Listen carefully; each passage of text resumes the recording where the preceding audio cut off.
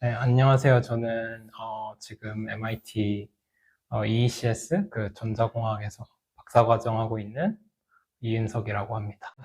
저는 4년 만에 인터뷰를 다시 하는데, MIT 항공우주공학과에서 박사과정 하고 있고, 이제 5년차 시작한 민영재입니다.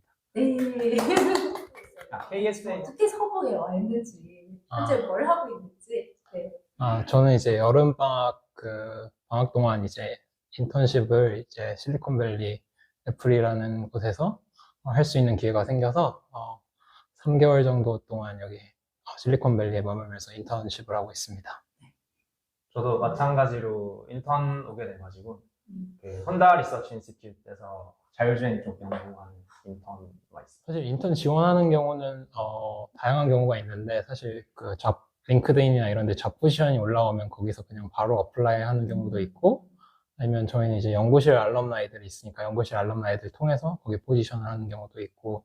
근데 저는 그때 링크드인에서 그냥 지금 일하고 있는 팀 매니저가 연락이 와서 한번 지원해보라 하고, 근데 사실 지원해보라 하는 말은 뽑아주겠다는 말은 아니고, 그 이후에 인터뷰를 보면서 인터뷰에 어떻게 잘 붙게 되어서 오퍼를 받아서 오게 되었습니다. 언제는? 저는 과 안에서 약간 이런 오퍼튜니티 있을 때 공유되는 이메일 보고, 한번 지원해볼까 하고 지원해서. 저는 이제 애플에서 하드웨어 팀에서 그 칩 설계하는 팀에 있고, 네. 딱 그 정도가 말할 수 말을- 있는 마음 편하게 말할 수 있는. 이해합니다. 네네. 네. 저희 팀은 완전 프로덕트보다는 연구팀이어가지고 사실 말하는 거에 제약은 크게 없는 편인데, 자율주행 알고리즘 개발하는 연구하고 있고요. 뭐 실제로 차에 이렇게 탑재해서 이렇게 테스트하는 것까지 하진 않고, 저는 제가 맡은 건 이제 좀 이런저런 거를 주어졌다고 가정하고 그 상황에서 어떻게 모션 플래닝 할까 하는 알고리즘 개발하는 연구하고 있어요. 여기가 날씨가 훨씬 좋고, 네, 동부에 있을 때는 아무래도 모든 것을 이제 걸어 다녀서 해결할 수 있는데, 여기 이제 차 없으면 아무것도 못하는 곳이다 라는 게 좀 느껴져서, 이게 찐 미국의 라이프가 아닌가라고 생각이 돼요. 보스턴이 물가가 만만치가 않아서 사실 비슷한데, 얘가 음식값이 조금 더 비싸고, 여기서 세일스 텍스가 조금 더 비싸서 거기서 좀 차이는 좀 있는 것 같아요. 저 같은 경우는 이게 사실 회사마다 경험이 너무 다를 거잖아요. 제가 있는 팀은 너무 연구 중심이고 좀 작은 한 12명 정도 되는 정직원이 있는 팀이어서 되게 대학원이랑 좀 유사해요. 실제로 그 팀의 목적 자체도 물론 프로덕트에 이제 트랜스퍼 되는 알고리즘 뭐 그런 기술을 개발하고 싶어 하지만 어쨌든 1차적인 목표가 논문을 퍼블리케이션 내는 걸 목표로 두고 있는 데기도 하고, 그러다 보니까 되게 대학원의 확장판 느낌이 더 많이 나는 곳인 것 같아요. 제가 지금 있는 곳은. 제가 있는 곳은 이제 사실 연구보다는 프로덕트 개발을 하는 곳이라서 사실 다 프로덕트 오리엔티드가 된 곳이어가지고, 사실 학교에서는 사실 100개 중에 1개가 성공해도 그걸로 이제 그걸로 이제 논문도 쓸 수 있고 약간 그런데, 사실 여기는 저는 특히 하드웨어 개발을 하다 보니까 100개 중에 100개가 성공해야 되고, 10만 개 중에 1개가 페일해야 되는, 그것만 해도 사실 그 기업 입장에서는 로스가 클 수 있으니까, 약간 똑같은 엔지니어링을 해도 추구하는 방향 자체가 다른 것 같아요. 하드웨어는 페일하면은 기업에서 감당해야 되는 로스가 너무 커서, 거기서 이제 좀 접근 방법이 조금 다른 것 같습니다. 인턴 라이프의 경우는 저는 이제 일반적으로 주 3회 출근이고요. 화, 수, 목은 출근하고 월요일, 금요일은 워크 프롬 홈이 가능한데, 사실 저는 그냥 집에 있는 것보단 가서 그냥 일하는 걸 선호해서 그냥 컨디션이 괜찮을 때는 그냥 종종 다 가고, 인턴은 그 시간제로 일하기 때문에 주 40시간 맞춰서 일하고, 근데 이제 워크 아워는 자기가 편하게 설정할 수 있고, 그런 식으로 진행이 됩니다. 그래서는 인턴 근무 시간 자체에는 스트릭트하게 규정이 있지는 않아서 이제 집에서 리모트로 일해도 전혀 상관없는 부분인데, 대신에 미팅이 있을 때는 최대한 인펄슨으로 해달라고 요청이 있어서 음. 미팅이 이렇게 몰아서 보통 있거든요. 음. 월요일이랑 수요일에 미팅이 있는 날이어서 그때는 무조건 가는 편이고 나머지는 그냥 자유롭게 하고 있어요. 대신에 회사에서 저희 회사는 밥을 안 주는 회사여서 어. 점심 사 먹고 이러기가 번거로우니까 저는 좀 점심을 먹고 출근해서 또 인턴 보안 때문에 인턴이 너무 늦게 퇴근을 못 하게 돼 있어요. 그래서 점심 먹고 출근해서 저녁 먹기 전에 퇴근하는 편인 것 같아요. 회사에. 그래서 이런 근무 환경이나 조건이 이제 만족스러웠어요. 네, 아직 그 풀타임이 아니어가지고 근데 인턴으로 살기에는 이제 충분히 사실 이게 익스피리언스의 문제니까 학교랑 뭐 라이프 퀄리티가 비슷한가 사실 그거는 인턴에서 중요한 것 같진 않고 그냥 해보면서 아 내가 나중에 실리콘밸리 왔을 때 어떻게 살겠구나에 대한 그런 약간 느낌을 조금 아는 것이 전 인턴으로서의 경험이 중요하다고 생각을 해서 저는 만족하고 있습니다. 경제도. 네. 여기 와서 차를 렌트해서 운전해서 다니니까 좀 자유도가 더 늘어나서 오히려 더 좋은 것도 있는 것 같아요. 많이 놀러 다녔어요. 네, 여기저기 좀 다니려고 하고. 사실 제일 쉬운 거는 에어비앤비 그냥 아. 3개월 여기 이제 인턴들이 하도 많아서 여름에 인턴들을 위한 하우징들이 되게 많아요. 아. 근데 이제 에어비앤비는 사실 이제 일반 렌트하는 것보다는 훨씬 비싼 가격이니까 그냥 단기고 네네. 근데 사실 그런 플랫폼이 뭔가 보증해주는 어느 정도의 이제 개런티들이 있으니까 저는 그냥 서블렛이나 이런 걸 구할 수도 있는데 일단 구하기도 어렵고 왜냐면 여름에 인턴들이 계속 몰려오니까 이 주변으로 그래서 저는 그냥 에어비앤비로 마음 편하게 그냥 3개월 했습니다. 언제?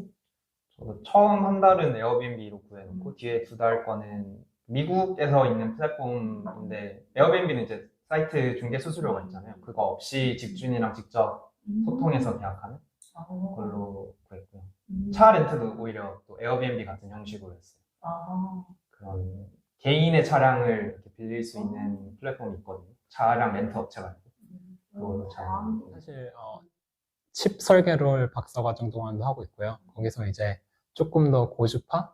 예를 들어서 저희가 와이파이나 블루투스 쓰면 한 2.4기가를 쓰는데 저는 약간 100기가, 200기가, 300기가 그 정도의 주파수 대역에 있는 통신용 칩이랑 그 주파수대의 새로운 어플리케이션? 사실 이제 무언가 연구를 할 때는 항상 뉴 어플리케이션이 있어야 사실 그게 스토리가 이어지는데 그쪽 대역을 킬링 어플리케이션이 없다는 게 사실 어떻게 보면은 나중에 6G가 올지 말지에 대한 그런 디스커션이 필요한데 이제 그런 어플리케이션을 조금 약간 만들어 보는 연구?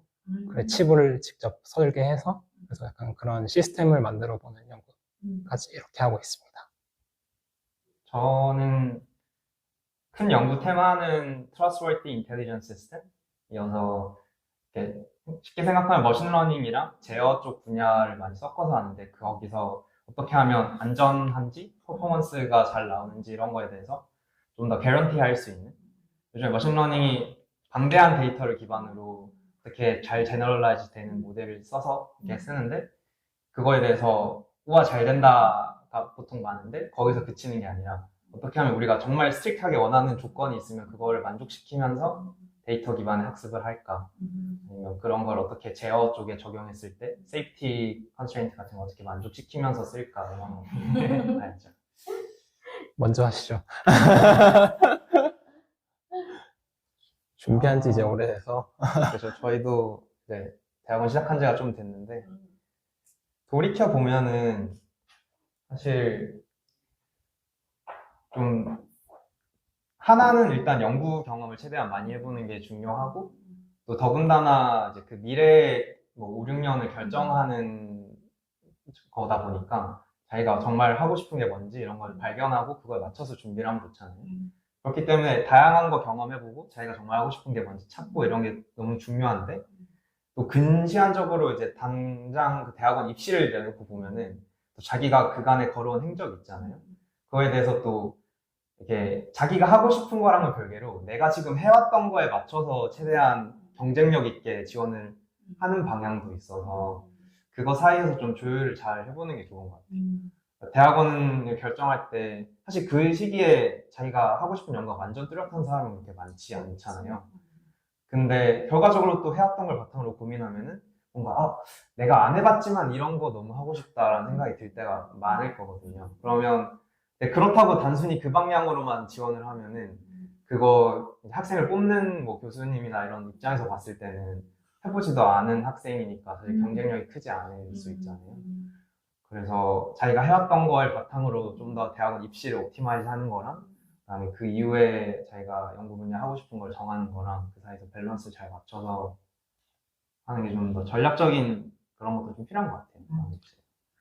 사실 이제 합격만 생각하면은 자기가 해왔던 거를 하는 게 맞는데, 사실 그게 항상 좋은 선택은 아닌 것 같고요. 네, 그래서 막 생각보다 연구실을 옮기는 친구들도 꽤 돼요. 왔는데 안 맞고, 이걸 내가 몇십 년 동안 할 자신이 없다 생각하면 옮기면 되는데, 이제 그럼 이제 왜냐면 그분은 이제 이 학생을 이 정도로 대충 이 정도로 어사인하고 뽑으려고 뽑았는데 완전 다른 분야를 가게 되면은 사실 다른 교수님들 입장에서는 어드미션을 줘놓고서도 그 학생을 안 받을 확률이 조금 높죠. 왜냐면 다른 더 좋은 캔디데이트들이 있으니까.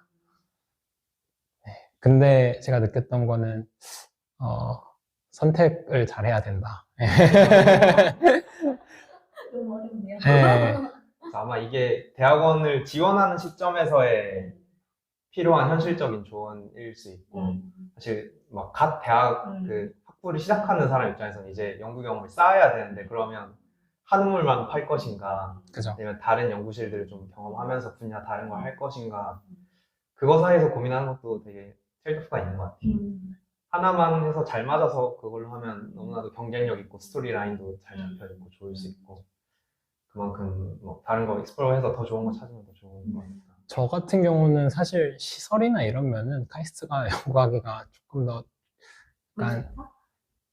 약간 새 것들이 많아요.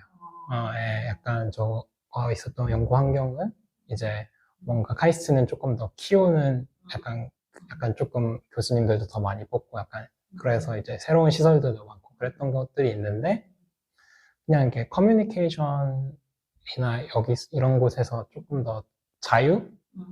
왜냐면 저희가 또 영어를 쓰니까 언어에서 오는 편안함이 조금 있어요. 네. 어드바이저랑 말할 때도 약간 그 언어가 주는 그 본질적인 다름이 있어서 커뮤니케이션이 조금 쉽긴 한데 사실 그거는 사람에 따라 다른 거기 때문에 뭐가 좋다 이게 아니라 그냥 근데 뭔가 말을 할 때 조금 더 편안하게 말을 한다? 딱 그 정도의 차이는 있는 것 같아요. 약간 상사의 느낌이 아닌 약간 또 다른 오히려 편안하다 그런 거죠. 네, 그렇다고 항상 편안하진 않지만 이제 네. 근데 이제 언어를 쓸 때 약간 뭐 메일을 쓸 때 조금 이제 좀 더 짧게 쓰고 디렉트하게 표현을 하니까 약간 그런 것들이 조금 더 차이가 있지 않나. 근데 어느 게 나쁘거나 좋다는 잘 그래도 교수님들은 공손한 걸 좋아합니다.